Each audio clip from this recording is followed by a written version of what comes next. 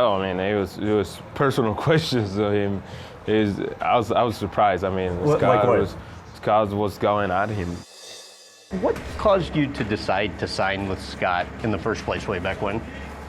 For me, it was after my first year rookie ball, he just reached out to me and explained me what they do for players, and I was just such a really young kid from the Dominican Republic, and listening to all this information and everything was really surprising. It was really shocking. He was already talking about the big leagues. At the beginning, when you're such a young guy and you have lawyers and everybody reaching out at you, you're trying to protect yourself. You don't know what's the intentions of those guys.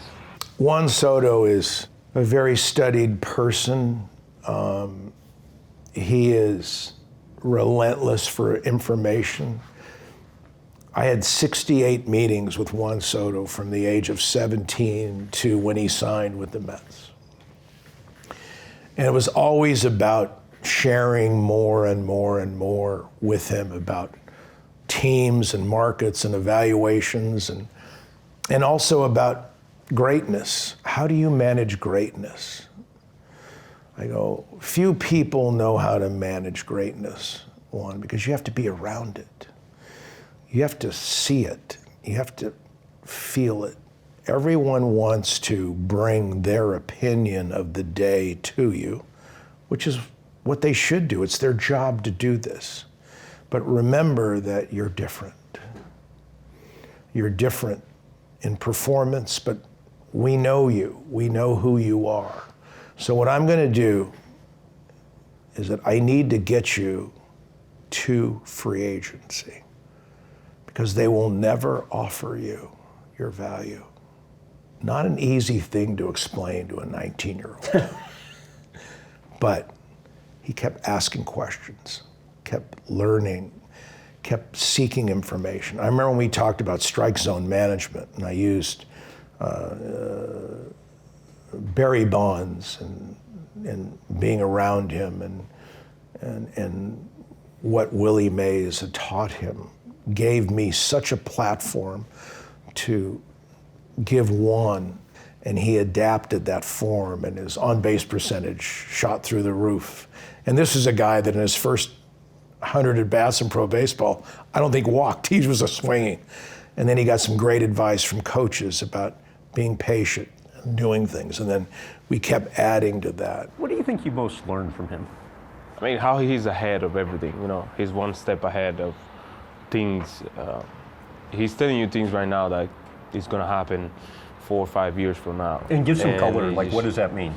I mean, it's a couple of things that we talk in all those meetings that I was shocking. I was like, I couldn't believe what he's saying. And at the end of the day, I trust what he has, because when I make it to the big leagues, it was so fast. Explain the role the Pendry Hotel played in the talks. We go in and we meet, and I said, I need you to make this decision. This is not, you've got to go. I'm going to bring all the teams here, and I'm going to have you sit down with the owners of the team. And we're going to discuss what questions you ask and what you do. And you're going to meet with them, and you're preparing you and your family for this decision. My job is to answer your questions, but remember, Juan, you have to decide who you're going to work with for the next 15 years. This is your decision. He shows me everything that all the teams have, what the teams are thinking about, and he really helps me to go through everything, to settle down, to watch every single detail of the teams and what it could be the best for me. It was like he was playing a game. He was just intent, serious, asked unbelievable questions, went through everything. And to a T, every team that we met with came out and said, oh my. They saw Juan Soto differently. They saw the genius in him of who he is and what his accountability is and what his responsibility is to the game and what he wants to achieve and all those things.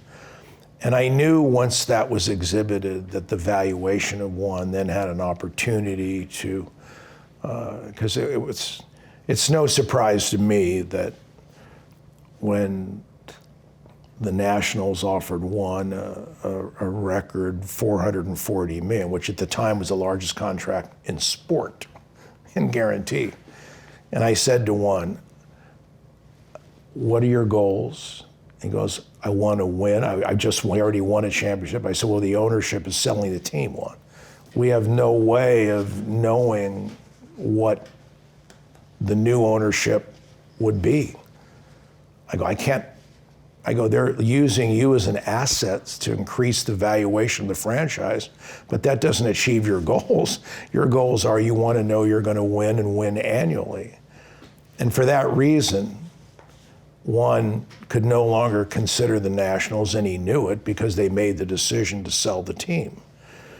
And so I said, and by the way, whatever you're offered, just understand that that is a unilateral market. For Juan Soto, it's going to be vastly different. And he'd always say to me, how do you know that? I go, remember, Juan, when you were offered $100 million, I told you it's not your value. Just wait a period of time because it's going to go up. Then it goes to 180, and then it went to 250 and to 300. And you have to respect that from the environment and the upbringing of where Juan was raised in the Dominican, with a very, very modest upbringing, that I said, Juan, it can never be about money. It has to be about your value for you to do this. Scott told me in the second meeting with Steve, Scott, had to ask some uncomfortable, difficult questions of the Mets owner. What do you remember about that? Oh man, it was personal questions to him. I was surprised. I mean, Scott was going at him. I mean, it's just questions that many people would be scared to ask of, and he just came over and asked those questions. And you remember what the questions were? I do remember, but I don't want to bring it up. Oh, really? They're personal questions, and they're questions that relate to how he'd manage certain situations as an owner. Is there one that was most uncomfortable that there you were can many, give any there were many general clarity? I think after the meeting, he was just saying, like, you know, why are we here? Kind of thing, you know, when you're asking me. And I called him the next day because I knew, and I said, hey, Steve, wanted you to know, I said, I thought that was a great meeting, and so did Juan. And what? He was, what? And I go, I wanted Juan to see you in an environment that was with very uncomfortable questions. It was good for him to see that part of you, you know. It's not often that you can get someone in your position to be in kind of a stressful or irritating moment. I want the player to know all sides, not just the happiness, the wonderment. And I said, you know, billionaires are used to getting the 3-letter word, not the 2-letter word, you know. And normally when you get to the 2-letter word, you get the 4-letter word. You know? So I said, but I always do that because I want you to have all the information. And he did a good job. He puts everything on the table. He's like, this is who I am. This is what we want to do. And you know, he was really clear with us, and that's one of the things that opened our eyes. You really thought it would get above Ohtani? Oh, the net present value? Uh-huh. Oh, of course, because Ohtani was, in my mind, the valuation on Ohtani was not in anywhere near the true value of the player. It should have been what for him? Oh, he's a $1 billion player, for sure, because of the fact that he has an evaluation that who brings the global rights of teams are yet to be exhibited. And Ohtani is proof of that, because he brings Japan, Korea, the Asian market, 200 million people, to the regional rights. And so he's created something that is, unheard of to a sports franchise. And I go to Japan every year, I knew this, and I had met with Ohtani 3 or 4 times. How close did you get to signing him? Well, we never really knew the process, but his parents were delightful people. He was wonderful, very polite, as was his coach, and the whole thing. We thought we were very close, but we ended up knowing that the team, his former team, was directly involved in what the choices were, and you realize that the forces that were in effect in the decision making were not something that you could in any way control, because the basis of it was very different than the normal individual player choosing a representative. It was just a very different process and need from that perspective. I think I flew 150,000 miles, but watching him pitch and throw was well worth the time spent, because he's a remarkable baseball talent. And watching him every night, as I do here in LA,